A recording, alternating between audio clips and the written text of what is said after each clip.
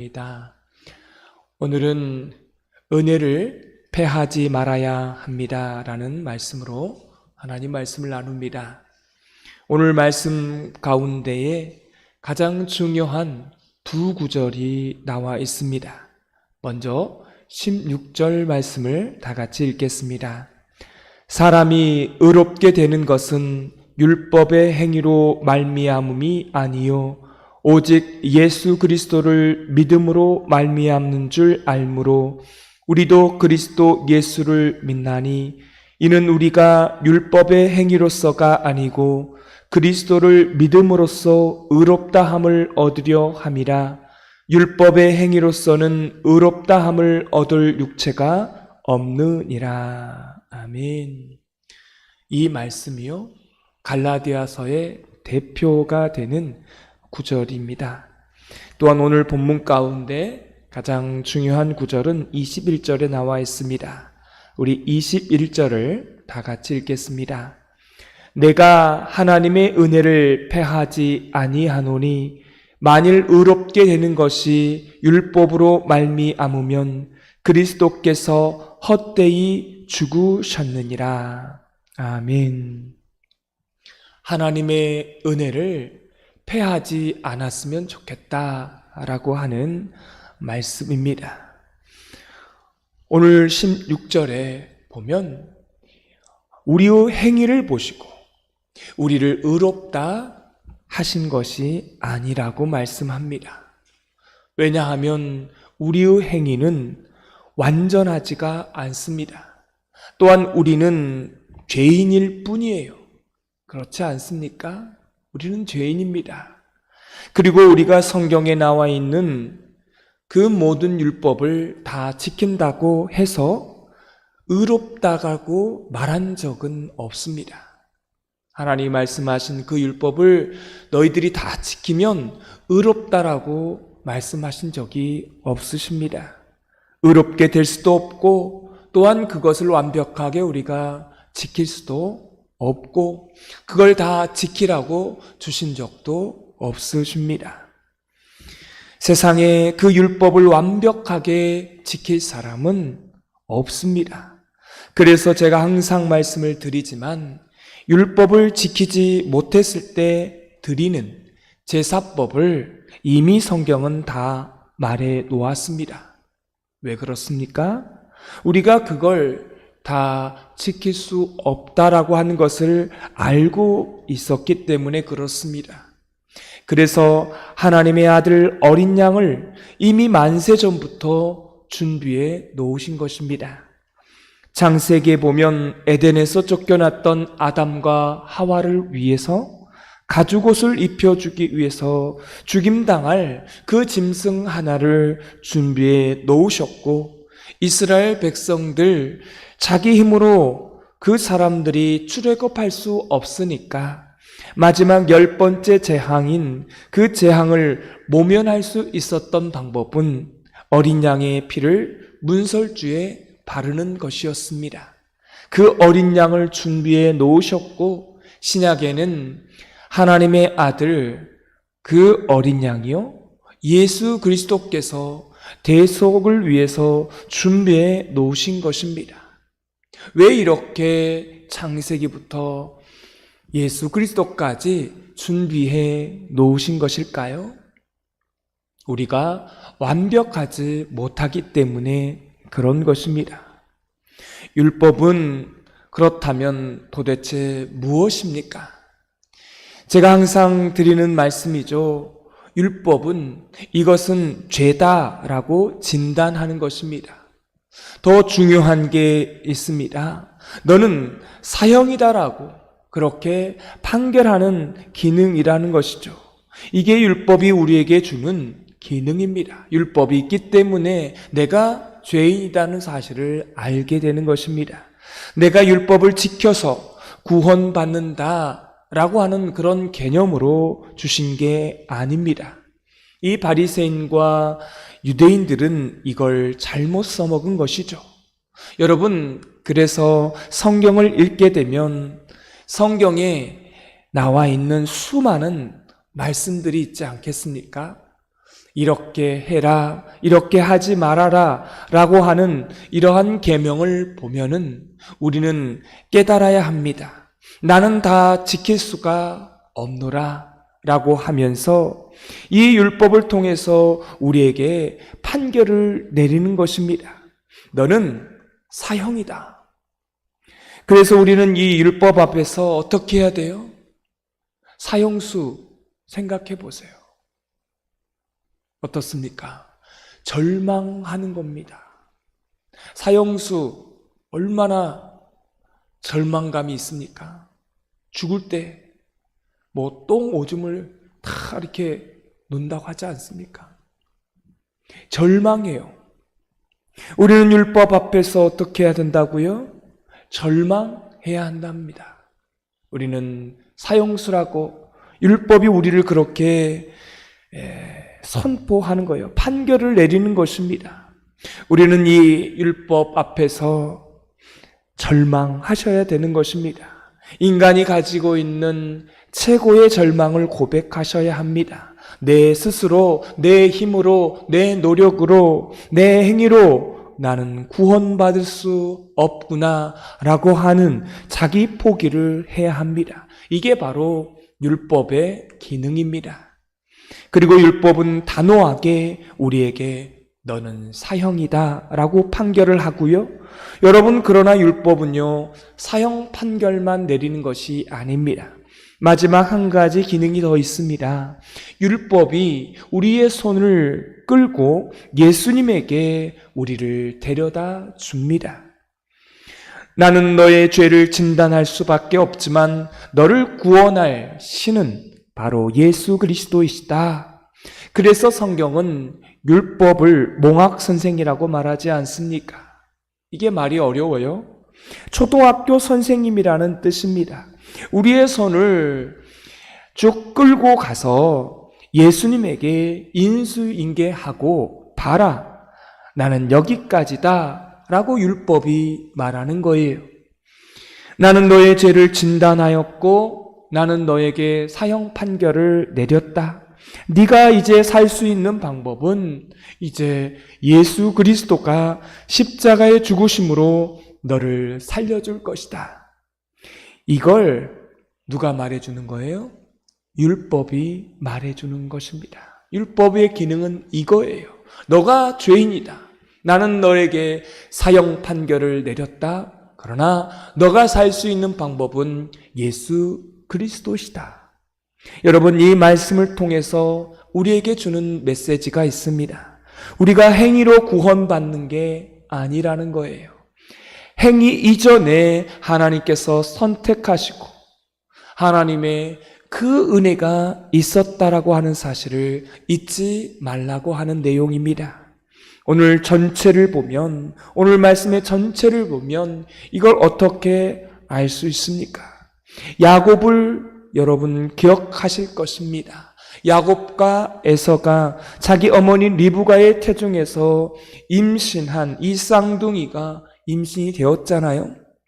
그때 하나님께서 그 아버지 이삭과 리브가에게 주신 말씀이 있었죠. 태중에, 복중에 두 아이가 있을 때 나는 큰 자가 작은 자를 섬겨야 된다라고 말씀합니다.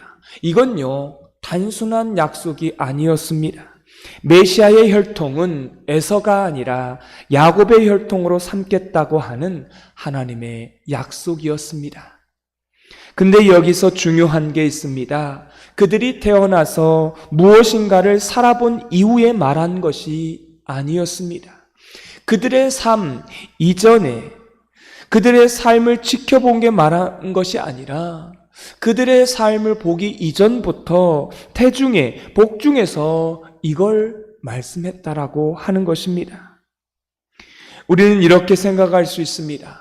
하나님, 이런 식으로 사람을 선택하시니까 하나님이 욕을 먹는 것 아닙니까? 여러분, 세상의 모든 종교와 도덕과 철학과 그 모든 것은요, 무엇인가를 다 하고 나서 그 사람을 판단하지 않습니까? 그 사람의 행위, 그 사람의 살아왔던 그 인생, 그 모든 것을 먼저 보고 판단을 하는 거예요.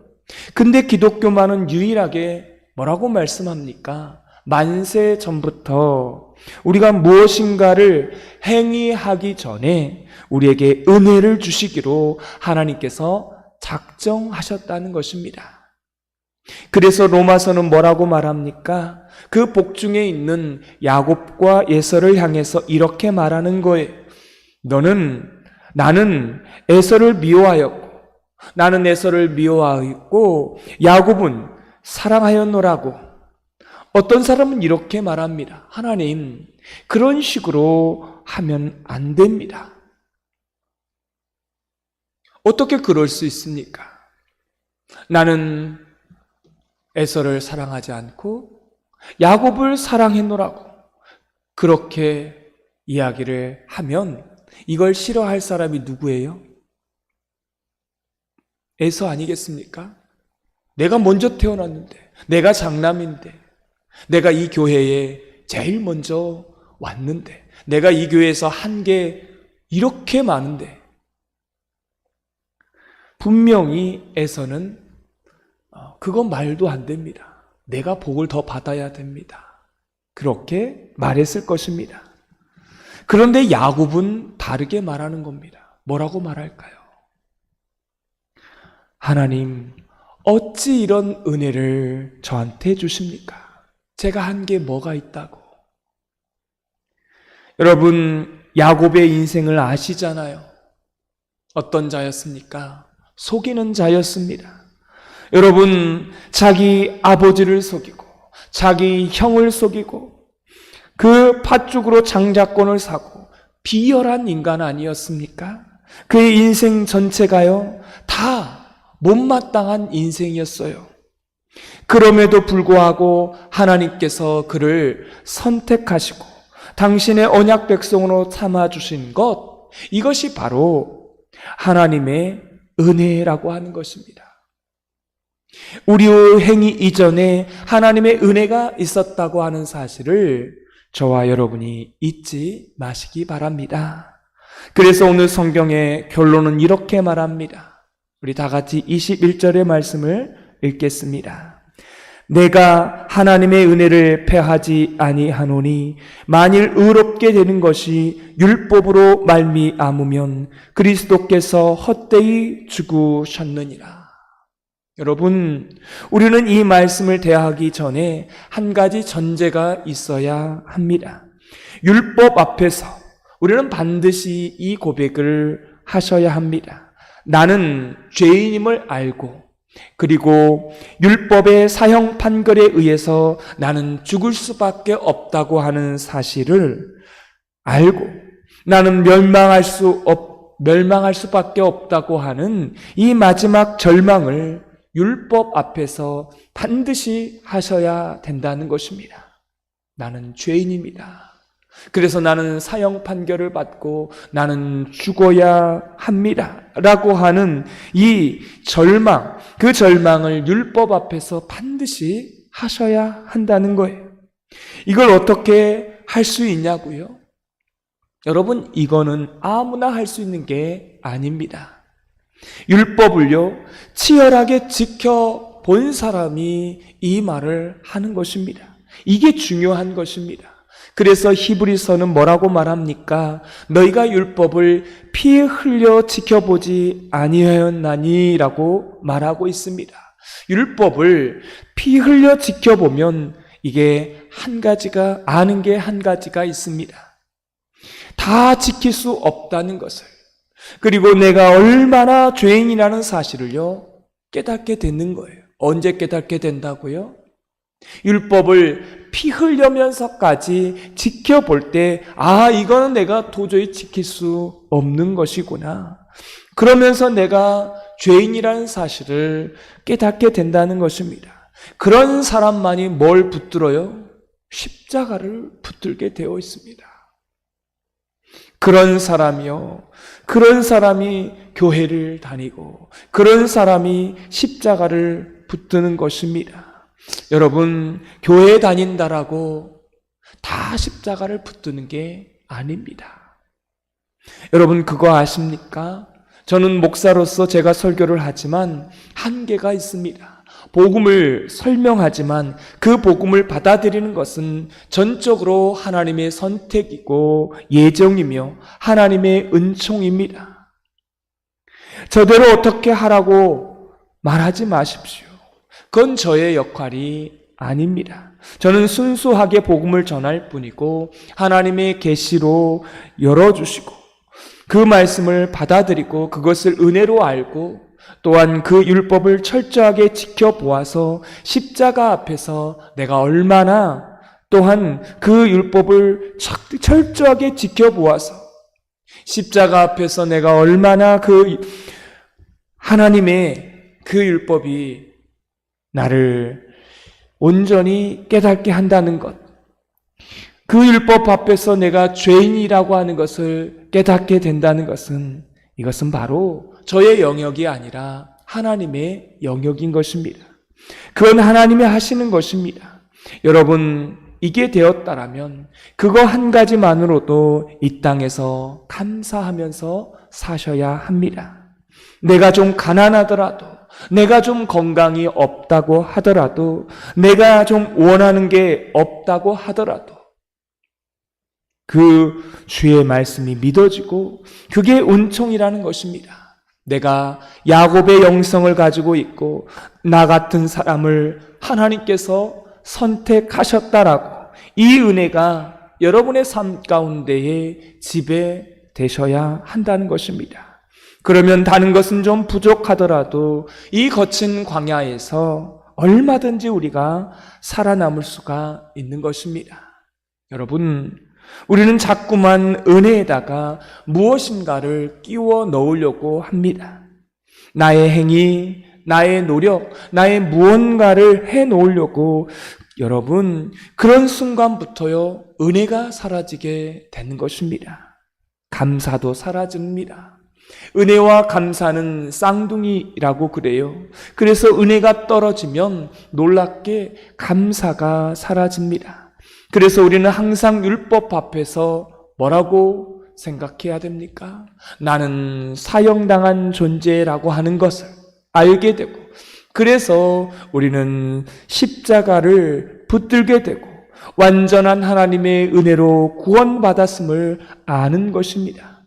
이것 한 가지만 알더라도 이 세상을 우리는 버텨나갈 수 있고 또 그렇게 되기를 여러분 기도하시기를 바랍니다. 그게 성도입니다. 오늘 말씀을 통해서 하나님, 우리의 이런 한계를 날마다 고백하고 주님만이 우리를 구원할 수 있습니다. 내 자녀, 내 가정을 저 거대한 세속화 속에서 우리 자녀, 우리 가정을 지켜주십시오.